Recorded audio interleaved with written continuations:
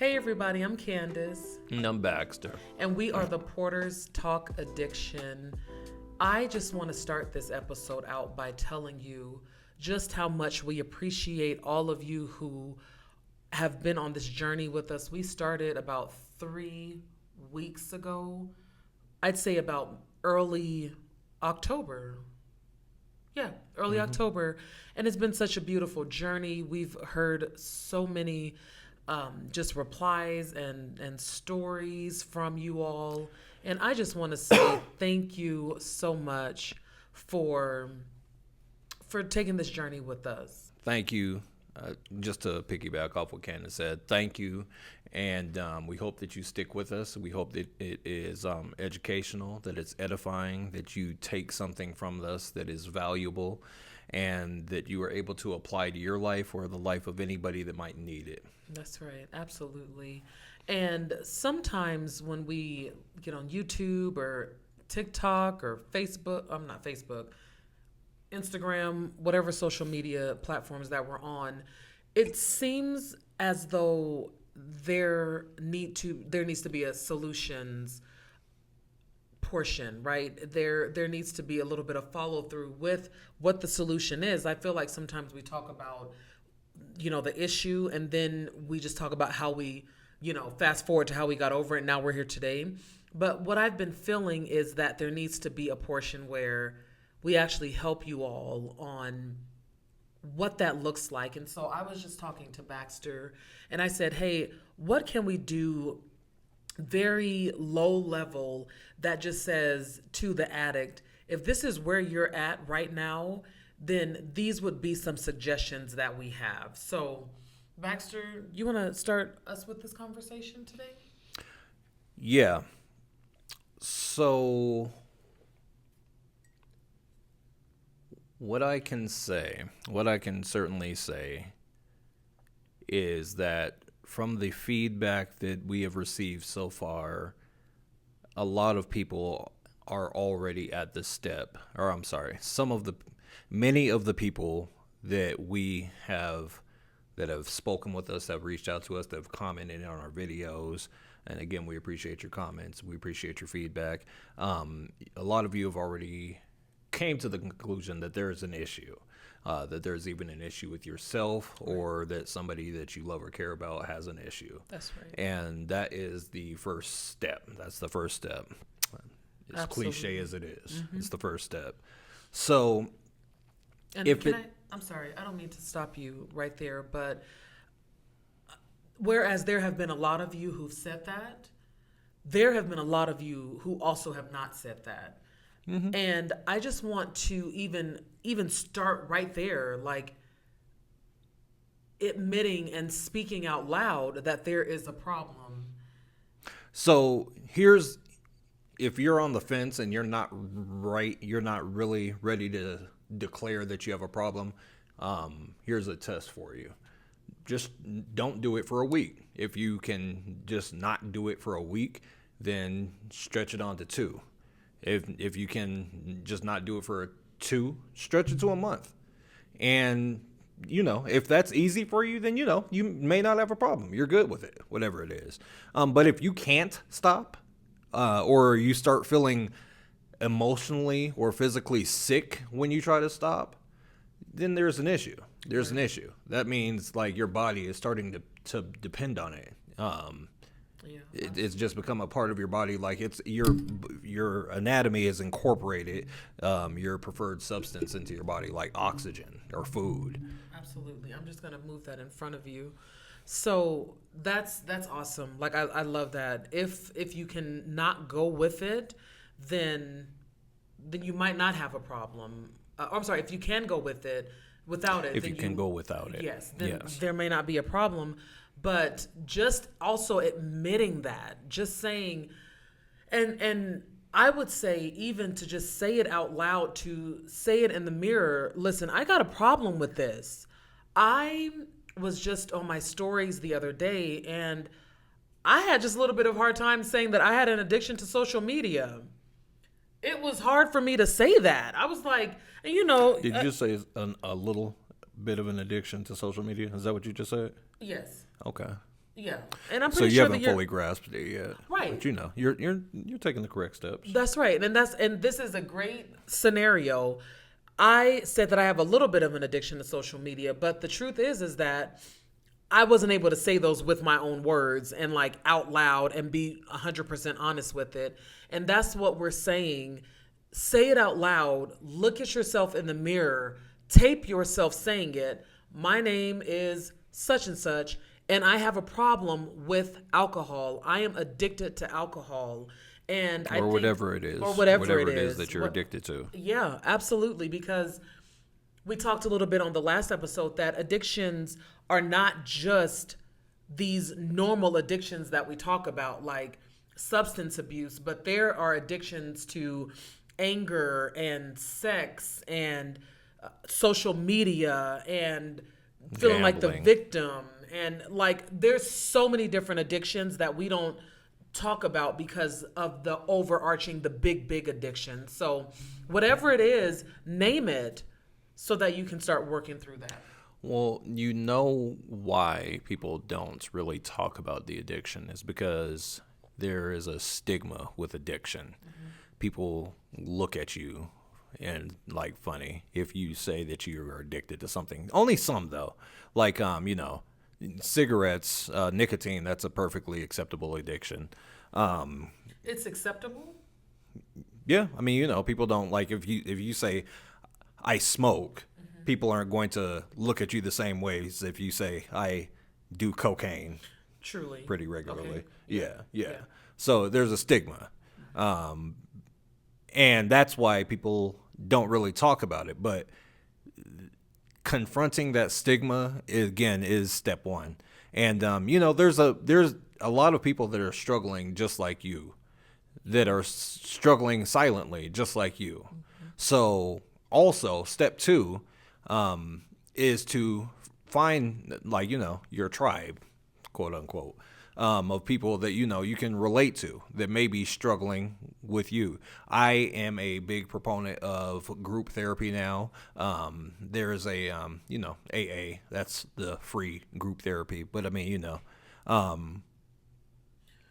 it's effective. It's effective. But I mean, if you can seek out some kind of addiction therapy treatment, I would certainly encourage that. Absolutely. And I would also say that if you're not even ready to take that step, like if you were like, you know what, first of all, you want me to, first of all, admit it, that's hard enough. And then you want me to go around people and admit it and be around other people. Well, then if that's not what's for you, then maybe there's a family member or a close friend or even your spouse or your girlfriend, your boyfriend who has seen you in this addiction and they know that you have a problem, but coming to them and saying, listen, I have a problem. I have a problem with my substance. And then starting there, maybe it doesn't have to be a group. And I agree that, yes, there needs to be a group component like further on down the line.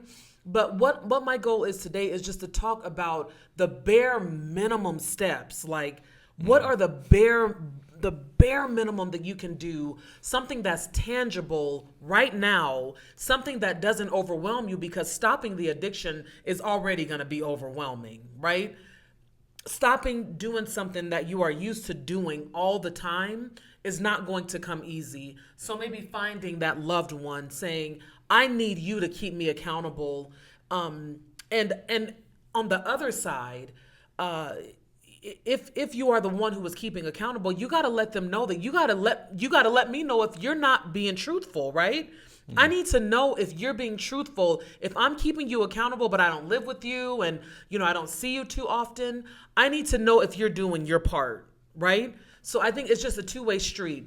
It is a two-way street. Yeah. And, yeah, it's difficult because, I mean, you know, unfortunately, dishonesty is very tightly woven with addiction. Yeah, it comes with the territory. Because, I mean, you know, it's, again, no addict wants to be an addict. No addict wants to be an addict. Nobody wants to, like, you know, just have no control over their impulses. Sure. And so I guess my contribution to bare minimal steps, like things that you can start doing. Yeah, things that you can start doing just immediately. Pay attention to your emotions. Pay attention to your heart. Pay attention to your thoughts. Pay attention to, all right, so when you get that feeling, that tug, you know the tug, the addiction tug. Sure. Start trying to like look around and pay attention to what's happening when that tug happens. Right. So, for instance, my tug used to be 3 o'clock. 3 p.m. 3 p.m. Okay. 3 p.m. used to be my tug because I got off at 5:30.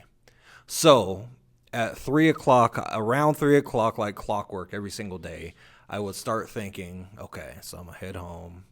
On the way home, I'm going to stop at this. I'm going to stop at the liquor store. I'm going to drive around such and such, and finish it, and then I'll be done, and then head on home. And so, yeah, when I started trying to take care of myself, when I started trying to get past my addiction, that's when I realized, okay, at 3 o'clock is when the tug starts.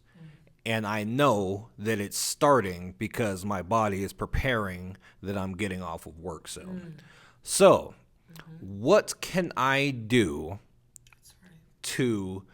what can I do different to, get my body, to kind of trick my brain out of what it wants, to trick my brain and body out of what it wants. Maybe I never did this, but maybe you can do this. Learn from my mistakes.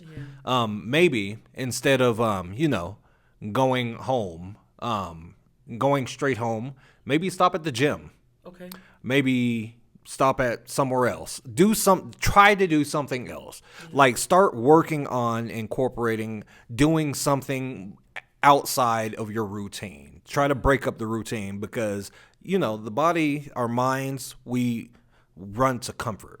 We run to what makes us happy, what makes us feel good. And we're a creature of habit, right? And we're creatures of habit. We're creatures of habit, and we love comfort. Yeah. We love, our body wants what it wants. Yeah. I mean, my body every morning, I need coffee.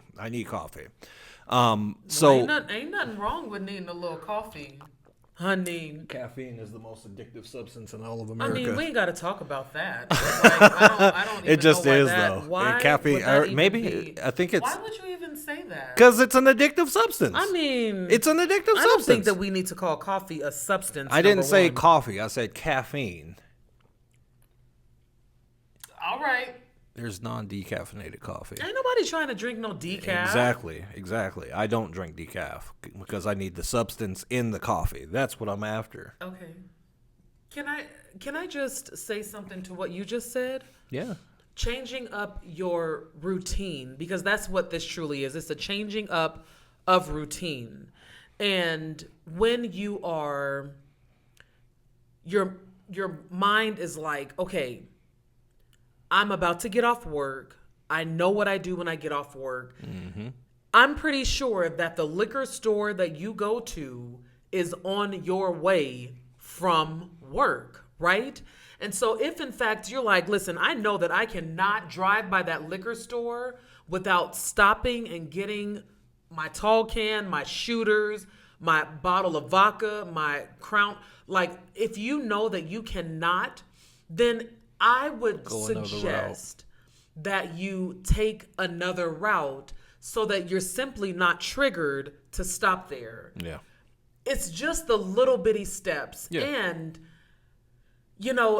it comes with practice, right? I'm not saying that this is an overnight thing. I do not want to even give that indication or that's just not realistic. But what I am saying is maybe you're just taking those little bitty steps to say, okay, I'm not going to go that way. I'm going to go this way. And when that happens, remember that accountability partner we were talking about? Let them know that, hey, today I'm going to try not to stop by that liquor store that I frequent. And so I need you to call me at 4:00. I get off at 4:00, and if you can just talk me through. Just talk to me. Just stay Yeah, on the just phone talk with me to on the me. way home. Yeah, just stay on the phone That's with how you me. hold me accountable. Yeah. Just talk to me so that when I get home, we can celebrate the victory. That just brings tears to my eyes, like that type of thinking, because that's what I know that I should have been, right? I wish, again, like Baxter said, learn from our mistakes. I wish that I would have been, well, first things first, I wish that Baxter would have told me that he was stopping by the liquor store on the way home. That's number one. That's the first wish. This is my wish for me. Okay. I just have to always remind him, like, this is not from your perspective. This is from my perspective. Well, I mean, Candace, okay. I wish that you would have told me that, right? Candace, I was trying to hide my addiction. Why would I come home and be like, hey, I just want you to Baxter, know I'm talking I about- stopped at the liquor store on the way home and I'm drunk now. I'm talking about my wish for that time in our lives, okay? I want to be clear that we're on the same page.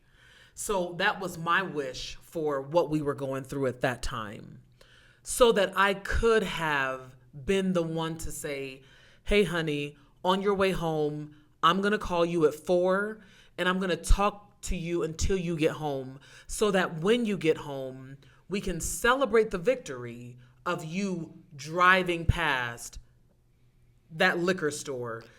Because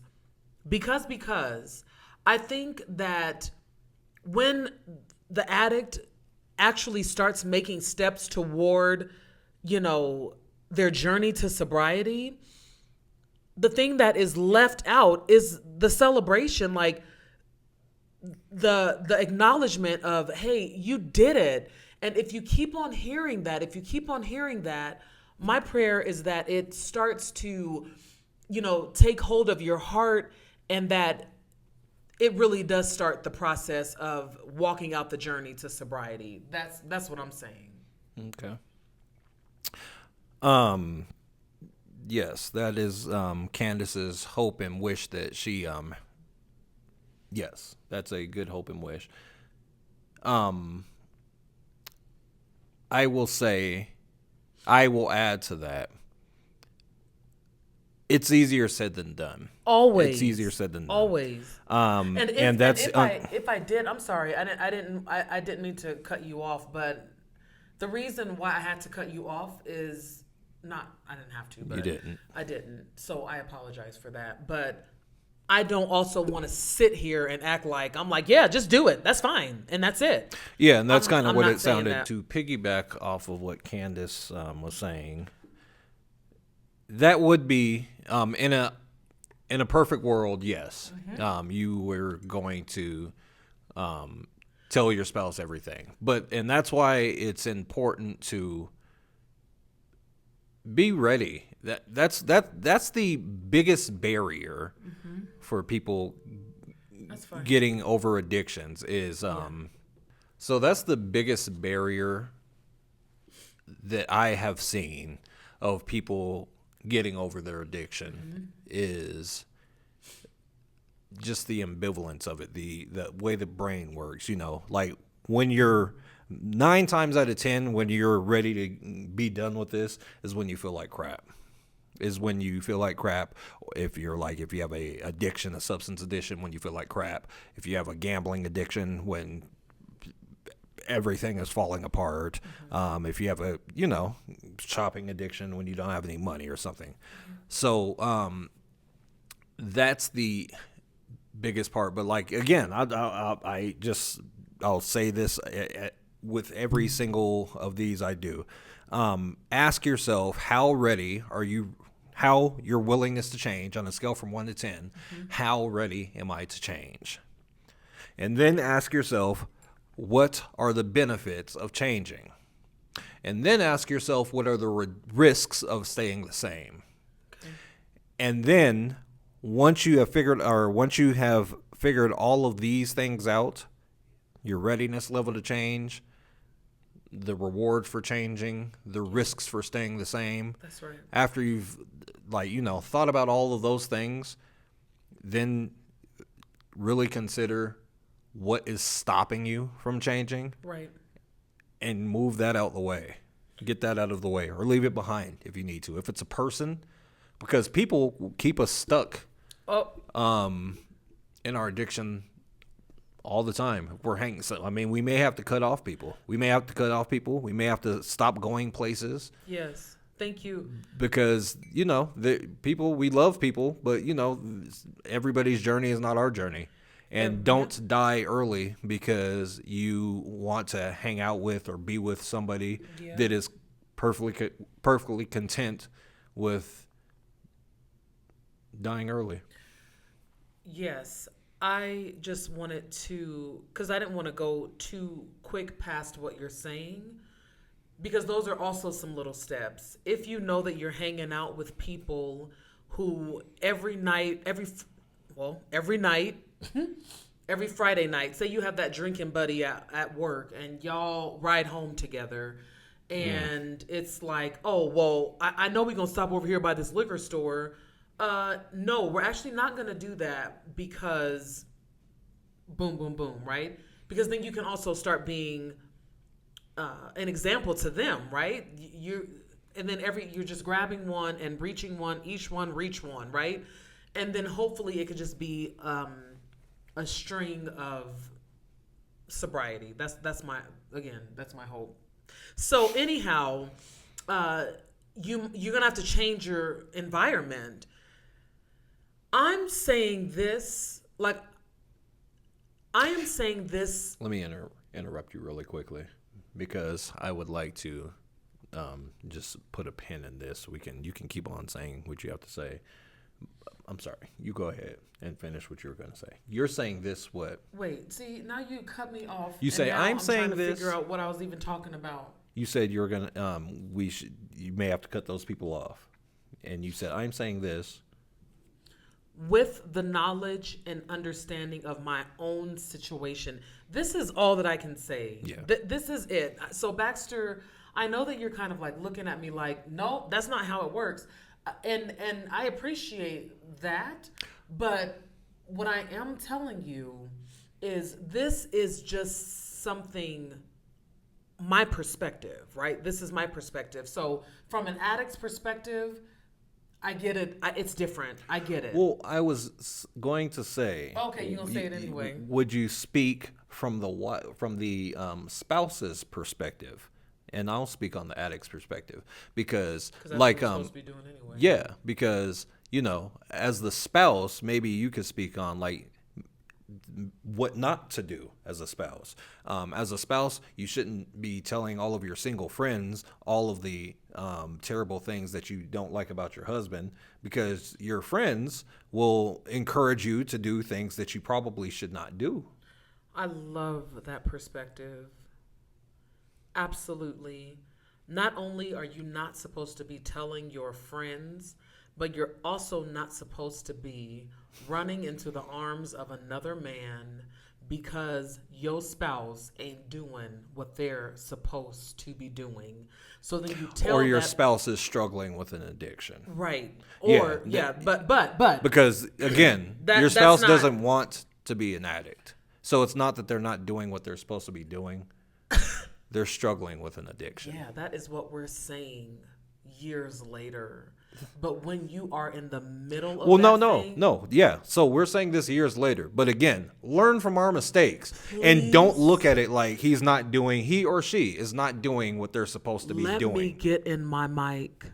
Please learn from our mistakes. Because not only it starts with your friends, telling them about your husband who in your eyes has a problem and all you see is the problem and you don't see any results or any resolve, and you're working hard and you are doing the things. It turns into the next thing, just like when, an addict will start with cigarettes and then they move to weed. Or they move to something. My point is they're just moving to something that's stronger. Well, in my So you're From my perspective, talking about gateway drugs. yeah. So, So- like how maybe like weed will like lead to a stronger drug. Right. Telling your friends your business will Yes. lead to something worse. Absolutely. Okay. I see. Absolutely. So, and thank you for putting me back in my lane. I appreciate that because my lane is, excuse me, do not. This is why you need a community as the person who's the loved one of the addict. This is why you need a community, someone that says, "Hey girl, let's go pray. Let me get you out of the house for a little bit. Is there anything that I can do for you?" Someone to love on you, not another someone who's loving on you in another way, but someone who is truly, genuinely concerned about you. Not the friend that says, "Hey girl, whatever, he's doing what he wants to do, so you go do what you want to do." That's not what you need. You need someone who's going to fight this fight for you. Yeah, Candace, I know with you. Hey Candace, I know that he told you that he wasn't drinking anymore, but he's still drinking.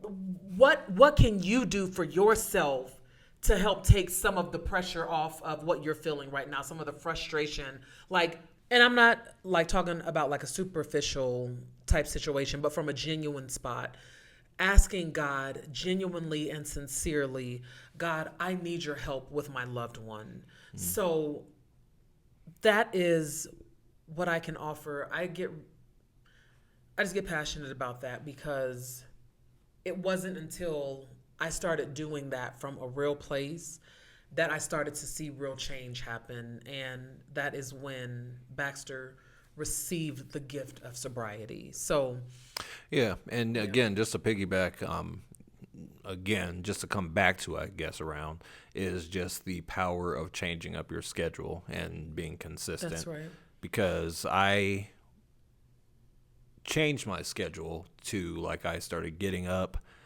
early and immediately just got straight into the Word. And and I don't know, I think I have my theories, but even when I blew it and drank, and the night, January 13th, 2020, I drank, and even hungover, I still got up. Hungover, I got up and I cried out to God, begging Him to forgive me. So I was still consistent, even though I was drunk, even though I'd blown it. And that is when the miracle came. So, again, yeah, I would suggest just digging in. But That's right. take the baby, definitely, if you're not ready to do that, utilize the steps that we mentioned. Again, and again, just to remind you, start to pay attention to what's going on inside you and around you when you get that tug. When that tug comes, when the gambling tug, the sex tugs, the drinking tug, the shopping tug. Pay attention. It's like just take inventory of what's going on. Just okay. What just happened? What just happened? That's right. What just happened? Okay. And now that you know that that's a trigger, do what you can to now you know that that's a trigger, so you're aware of that I know what you want. But or if there's something that you do that you see that trigger, avoid that thing. That's right. That's where it starts. It starts with that. Taking inventory of what sets you off and addressing it. Yeah. And I think that goes both ways. If you know that your loved one, now that they've said what's going on and you are really trying to help them in this thing, if in fact they don't do it the way that you think they should do it, that's a good time for you to check your emotions and simply just let God be God. There ain't nothing that you can do for him, no way. Not without the supernatural power of God. So that's it. Yeah, that is all we have today. Hope you took something from this. Absolutely. And learned something. Hope it was edifying. Yeah. And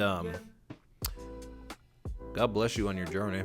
Absolutely. Until next time. Yeah, we just want to see you guys at your best. You better close this thing out. We want to see you guys at your absolute best so that you can walk in the freedom of sobriety. I'm Candace. I'm Baxter. And we are the Porters Talk Addiction. We will see you next time.